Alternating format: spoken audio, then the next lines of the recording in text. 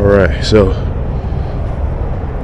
we are in Clarksville, Tennessee, where we're supposed to be delivering. And last night when I got here, stepped in dog poop. As soon as I stepped out of the truck, took one step, and boom. Normally I take pride in not stepping in dog poop, because at truck stops you gotta remember, truck drivers have their dogs and stuff, so every grass I walk through, I normally look down, but I just didn't expect it to be my first step off of the truck. Also, I've got a leak of some sort. I'm guessing it's coming from here because this is pretty much empty, almost empty. So I need to get some more. Anyway, we're gonna go ahead and start the truck. And I just want to show you real quick how this insulation will slide out. As you see right there, like I told you before, the only load that I've ever had shift on me is insulation. So I'm gonna push it because the stuff is pretty light. So I'm gonna get over there and push it.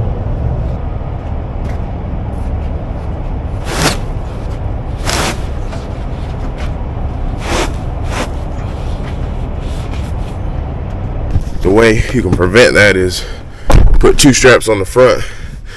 But that stuff is light. That stuff is small, so I only put one strap on everything. So if I would put two straps on the front, like I could have put a 2-inch strap on the front, then that wouldn't happen. But I'm like 10 miles away, so I'm not even gonna fix it now. Let's crank this truck up.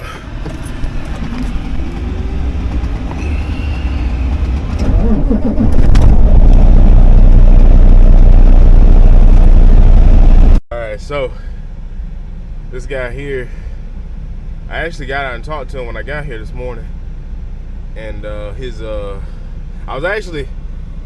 already driving, but his tarp started pulling. So me and the other guy over here jumped out and just helped him pull it on off and roll it. But he said he ain't been driving that long, but he didn't know that when you pull them tarps loose, you gotta bungee them up around them tires because it's gonna pull the tarp on off, and that's exactly what it did. So, but I've done that too many times. So I immediately jumped on out and helped him out. That may be my way of paying it forward right there, like I talked about in the last video. Pretty interesting. But anyway, yeah, we're waiting to get unloaded here. This is apparently going to be a prison. We're in Clarksville, Tennessee. This is a new prison they're building up here. It's pretty big, but it looks like I got the first load of insulation here because they still got like the metal structure of the building. But yeah, pretty cool. I actually worked at a prison for a little while, so that's the only reason I take interest in it. But anyway, yeah, we are waiting to get this installation off. We already got another load going to, where are we picking up at? I think she said Spring City, Tennessee, and I'm taking that to Savannah, Georgia. Then maybe I'll pick up some drywall or something there in Savannah, take it to Alabama or something like that, and wind the week on down. Anyway, here we go.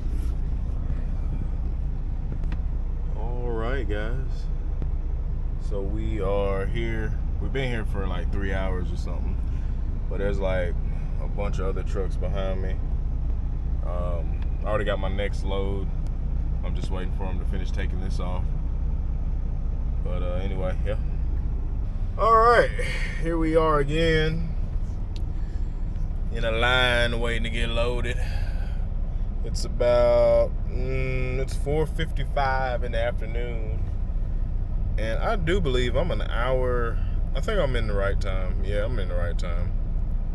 I thought I was an hour behind, but today when I left that last load, I was checking out, and there's this guy. When I was checking out, there was this guard that I had to check out with, and he was giving my name and the company I work for, and then he asked me who did I deliver to, like, because it was a job site. It was actually a prison. It was a job site, and there's several different companies out there doing. It's a government contracting and stuff. So I'm guessing they need to have everybody's name and everything. And that's fine. I mean, I've worked for the government before, the state government and all that before. So I'm used to all that. I've been on military bases and ports. So I'm used to all that. But he was asking me who was I delivering to, what company, and I told him it was, what was it, Roofers Supply or something like that. I mean, that's the only name I got. And I'm guessing the company, the Roofers Supply Company, probably contracted out some people to work for them on the side. I don't know. But I had already been out there all morning. So I told him Roofer Supply, and he was like, I'm not familiar with that company. And I'm just like, that's not my problem. Like, I don't know what to tell you. I didn't say that, but that's what I'm thinking. But I'm like, I mean, this is the company. This is my BOL. This is what's on my BOL. I don't know what else to tell you. And he was like, you're going to have to call somebody and figure out. And I'm like, all right, can I just pull up here and do that? And he's like, yes, please do that. So I just pulled up and I left, to like straight up. Because, I mean, I've been there all morning. And my clock has already started at this point. So I'm already aggravated and ready to go, get over here and get in this long line. Like, time is a big deal when it comes to trucking, and somebody who doesn't understand that is somebody who works and gets paid by the hour. Like, people that get paid by the hour, and I'm not crapping on anybody because eventually I'm going to go local and I'm going to go back to that, but people that get paid by the hour don't understand at all when it comes to getting paid by what you put out, the effort you put out and everything. So I'm just like, I gotta go. And I don't know if he started chasing me or what. It'd been funny if he did. I didn't see him start chasing me, but you could tell he was like somebody who probably didn't work too much in their life, or has just been working crap jobs. Because he had like stickers and stuff all over his hard hat, which I ain't knocking that. I mean, I put stickers on my hard hat. I haven't yet, but I will. But anyway, not judging the guy at all, but I'm just like, I ain't got time to sit here. Like, you should know the company that's receiving the roofing materials. Like, there was 6 or 7 trucks over there, and 2 people had already checked out before me. So a little bit of common sense would have told you that, hey, maybe he's delivered to the same company that these other trucks delivered to. But, you know, common sense, I mean, is not that common, as we know, especially when it comes to trucking. And I'm not talking about truckers. I'm just talking about people we deal with on a daily basis just do not have common sense. It's ridiculous. I mean, but like I said, people that work a 9 to 5 have no idea what it's like, you know, to have to be fighting against the clock every single day. But right now I got about 7 hours, 30 minutes left on my clock, but I'm probably only going to drive 3 hours because I stayed out there all morning, and then I had a 3-hour deadhead to get over here. So I'm not interested in driving. I don't drive into the night because I don't like starting my clock late in the day. That's just me. Now, I could actually make it to Savannah tonight because I got like, what is it, a good 6 hours or so? Let me take a look at it real quick. Yeah, I got about 6.5 hours. So I could technically make it really, really close. I could make it to probably Macon tonight if I wanted to. But then that's fighting through Atlanta traffic and all that. So my goal is just to get south of Chattanooga and then shut it down somewhere in there and just call it a night. But anyway, just a little bit more ranting and raving. All right, so it's Wednesday morning. We made it to Atlanta last night, And if I would have started my clock, or if I would have drove an hour more last night, then I would have been able to start my clock at about 5 this morning, or 6 probably. But but since I didn't drive that extra hour, I wound up having to. It didn't make sense for me to start my clock and almost make it to Savannah and have to take a 2-hour break when I'm like maybe 10 or 15 miles away from where I gotta go, or I would have probably had to stop a lot sooner than that. But the main reason why I went ahead and stopped in Atlanta is, one, because I knew more than likely I'd get a spot here at the Petro, and I wanted to take a shower. I had to take a shower. I didn't want to. I had to take a shower. So I knocked my shower out, and that was the main thing I wanted to do, because I stopped several times between Chattanooga and Atlanta, and it just wasn't. I didn't want to wait to get a shower for it. The lines were long. But anyway, we got about 4 hours left to get to Savannah. I'll be getting to Savannah late, so I doubt I'll get a load out of Savannah. Maybe we can dip back into Georgia and get a wood load or something like that. But we'll see how it goes. But time is a big thing when it comes to trucking. And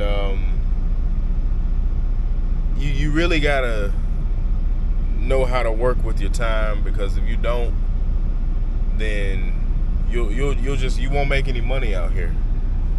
And even when people are wasting your time, you got to know how to deal with that. Because either way, I split log yesterday, but I still stopped my clock, so it wasn't a complete waste. But even though I don't like driving into the night, even though I probably could have made it, I could have made it if I didn't need to take a shower and all that. Then I probably would have made it to Savannah. If I could have made it, if I didn't need to take a shower and all that, I probably could have pushed through Atlanta last night. But now we gotta fight through the traffic and everything. But luckily, Atlanta's the only place I gotta fight through. Savannah traffic ain't too terrible. I ain't been through Savannah in a while, but I know it ain't too terrible.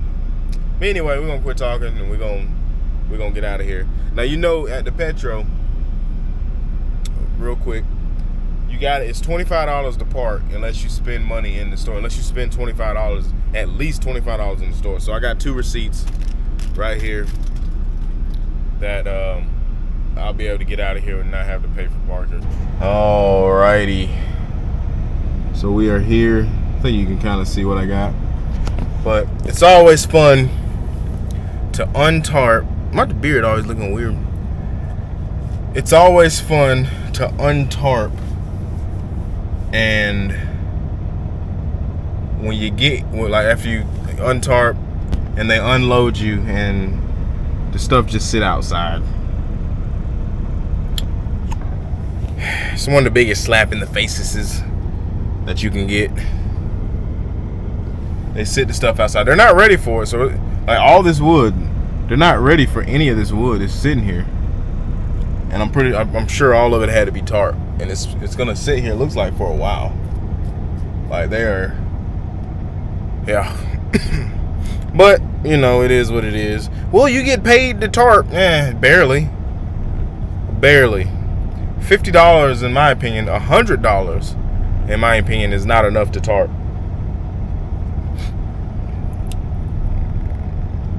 I need at least 200, 150. But I'm pretty sure this was like $50 to tarp, and I get 67% of that. So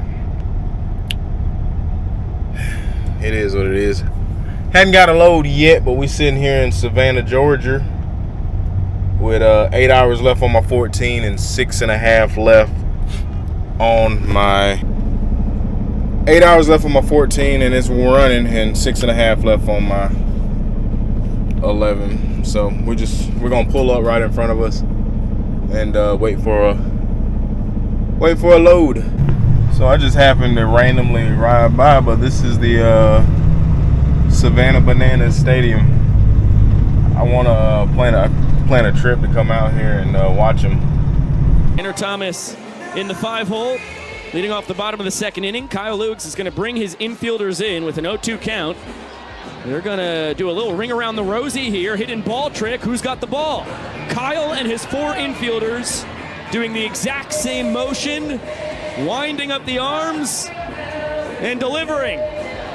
Swing and a miss. Jackson Olsen strikes out Tanner Thomas. How about the trickery from the Nanners?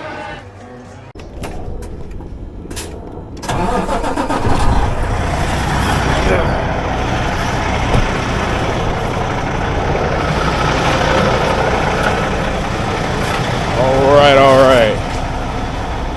So guys, it is, I gotta change this tire. Too much wobble. It is, what is it, Thursday? And we got our final load of the week. As you see, it's all nice and wrapped up tight in red. Nice Christmas wrapping, I guess. But it's a cement siding. Nothing spectacular. I was able to use my 6-foot tarps, so they don't have any flaps, so I can just pull them and not have to worry about the flap. But anyway, like I said, last load of the week. I can't deliver it tomorrow, or else I would. It sucks because it's going to Winter Haven, Florida. So I guess I'm gonna just head on to the house and just deliver it Tuesday, the day after Christmas, and then hopefully we can get something else going after that.